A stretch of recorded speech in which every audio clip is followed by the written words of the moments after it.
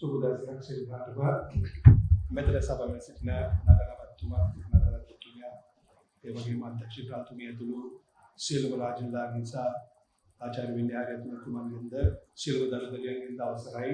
මෙය ඉතා වැදගත් දිනයක්. මොකද අපේ සමාජය තුළ තියෙන ලාදු සම්බන්ධයෙන් දුර්මත නිසාම තමයි ලාදු රෝගයේ ව්‍යාප්තිය අපිට නවත්ත ගන්න නොහැකි වෙලා තියෙන්නේ. දැනුවත් කරන්න ඕන හොඳම කණ්ඩායම තමයි මේ ළමයි. මේකට හේතු තිබෙනවා. 1995 කියන සංඛ්‍යා දත්ත අනුව ඒගොල්ලෝ තීන්දුව කරලා තියෙනවා ලාදු කියන්නේ තවදුරටත් මහජන සෞඛ්‍ය ප්‍රශ්නයක් නොවන බව. ඇත්ත. අදටත් මහජන සෞඛ්‍ය ප්‍රශ්නයක් නෙවෙයි. මක් නිසාද ඒගොල්ලන්ගේ සංඛ්‍යා ලේඛන අනුව 10000කට එක රෝගියෙක් හම් වෙන්නේ නැත්නම් ඒක මහජන සෞඛ්‍ය ප්‍රශ්නයක් නෙවෙයි. නමුත් ඒකෙන් අදහස් වෙන්නේ නැහැ ලාදු සම්පූර්ණයෙන් මේ රටේ තුරන් වෙලා තියෙනවා කියන කතාව. මොකද වසරකට මට ලැබුණු ලේඛනය අනුව 1500 2000ක් අතර ලාදු රෝගී මුණ ගැනීම සිද්ධ වෙනවා. මේකෙන් 12%ක් පමණ දරුවන් වෙනවා. ඒ කියන්නේ 15කට අඩු වෙන දරුවෝ. ඒක තමයි මේ අධ්‍යක්ෂකතුමිය වෛද්‍යතුමිය කිව්වේ 2030 වෙනකොට ළමයින්ගේ ලාදු රෝගය බිඳුව දක්වා අඩු කිරීමේ අරමුණට නම් සුබ පතන නිසා අපි ඒ දේ කළ යුතුයි. දැන් අතරම ලාදු රෝගය භයානක නැහැ. හැබැයි ලාදු රෝගය ගැන දැනුම නැතිකම නිසා තමයි මේ ව්‍යාප්තිය වෙන්නේ. මොකක්ද? ලාදු රෝගය ඉතා වේගයෙන් බෝ වෙන එකක් නෙමෙයි.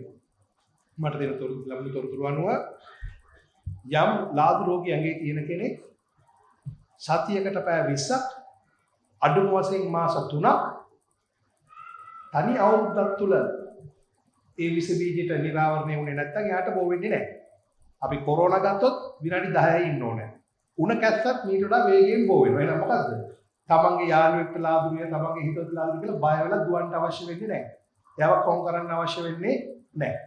විශේෂයෙන්ම මේකට 100%ක්ම ළමයිව සුවපත් කරන්න පුළුවන්, 100%ක් වැඩිහිටියෝ සුවපත් කරන්න පුළුවන් වෛද්‍ය ප්‍රතිකාර රජය විසින් නොමිලේම ලබා දෙනවා.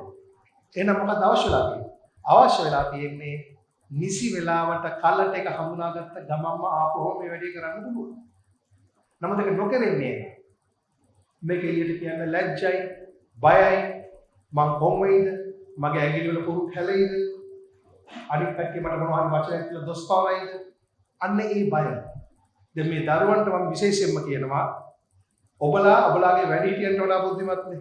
ඒ නිසා මේ රෝගය ගැන දෙමාපියෝ දැනුවත් කරන්න. මේක හැංගෙන්න බය වෙන්න ඕන එකක් නෙවෙයි.